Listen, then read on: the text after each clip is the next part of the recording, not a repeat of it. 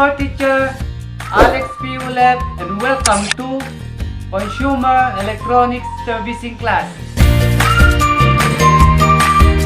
In this video, I will going to discuss to you the different basic hand tools used in servicing and troubleshooting electronic appliances. So, watch this video till the end.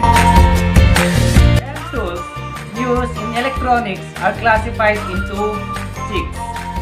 And these are the driving tools, soldering tools, splicing tools, boring tools, cutting tools, and the auxiliary tools. Now, screwdrivers are the tools classified under the driving tools. These are hand tools specifically designed to insert and tighten or to loosen and remove screws.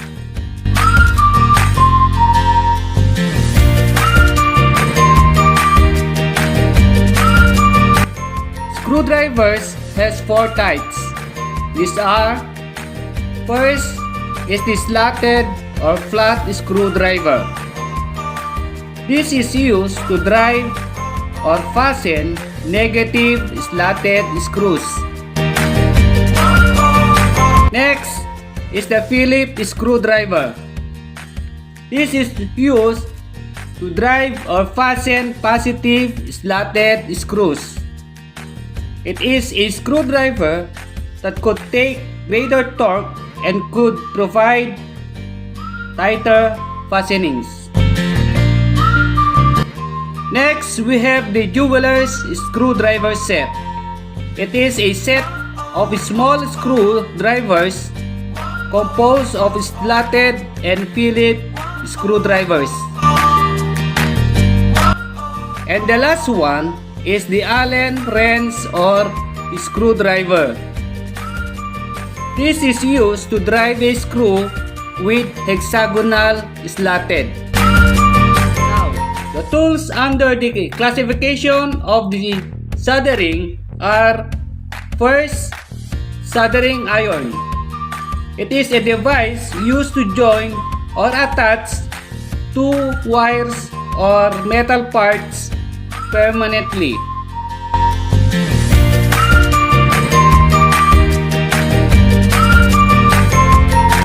Next, we have the soldering tool stand. It is a place where the soldering iron is placed during usage. This will keep the soldering iron away from flammable materials. And we have also the desoldering tool. It is used in removing soldered wires and components on printed circuit boards for troubleshooting and repair purposes.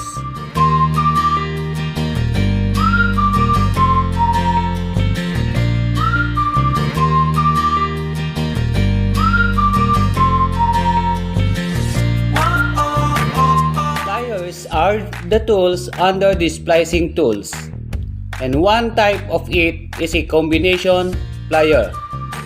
It is used to bend, hold, and twist and cut wires and cables, and even a small nails.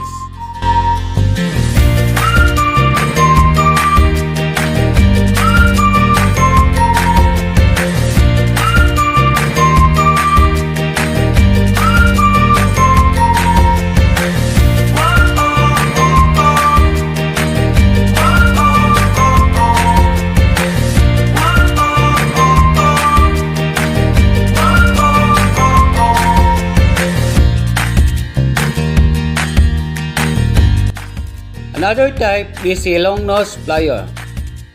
This is used for holding, bending, and stretching the lid of electronic component or connecting wires.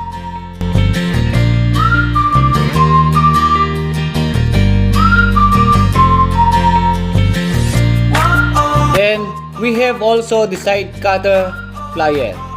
It is a wire cutting pliers used to cut wires.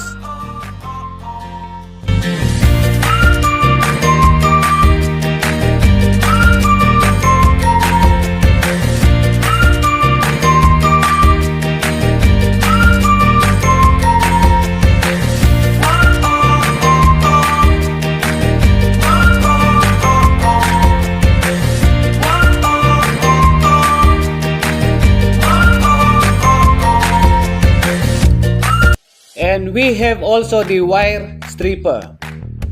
It is a pair of opposing blades much like scissors or wire cutters, which is used to remove the insulator of a wire.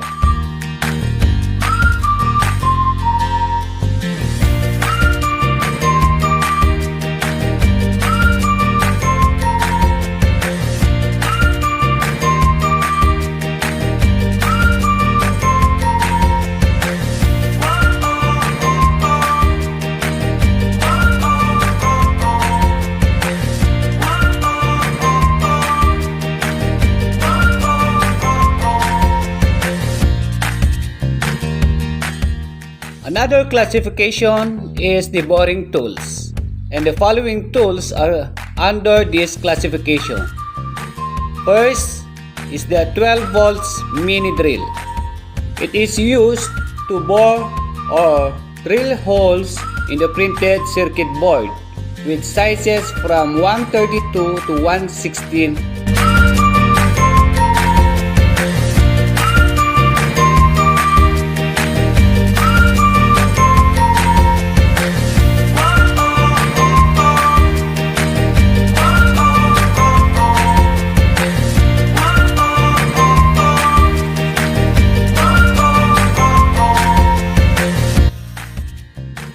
Another tool is the portable electric drill, which is used for boring holes in plastic or metal chassis, with the use of drill bits having sizes from 1/6 to approximately 1/4.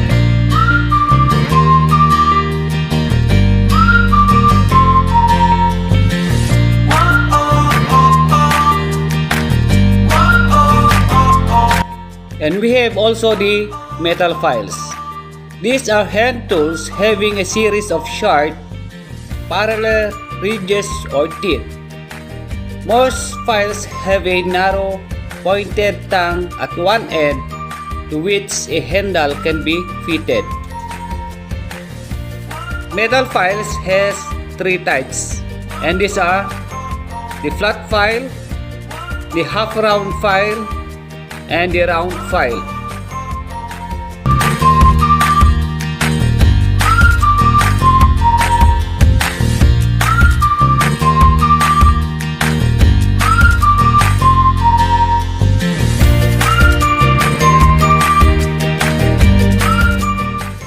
Next classification is the cutting tools, and under this is the utility knife.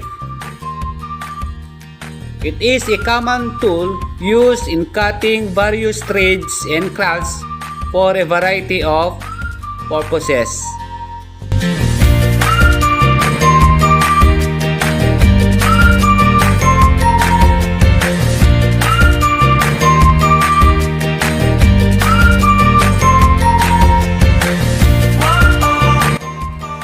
Then we have the hacksaw.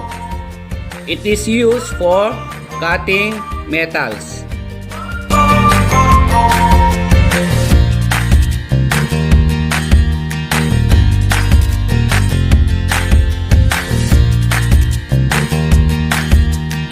The last classification of hand tools is the auxiliary tools.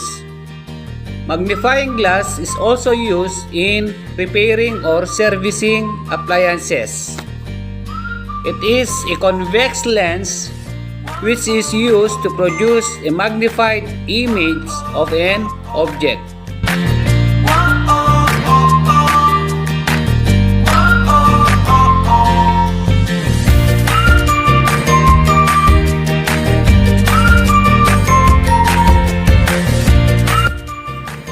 Then we have also the paintbrush, which is used for cleaning dirty parts of a circuit or an object.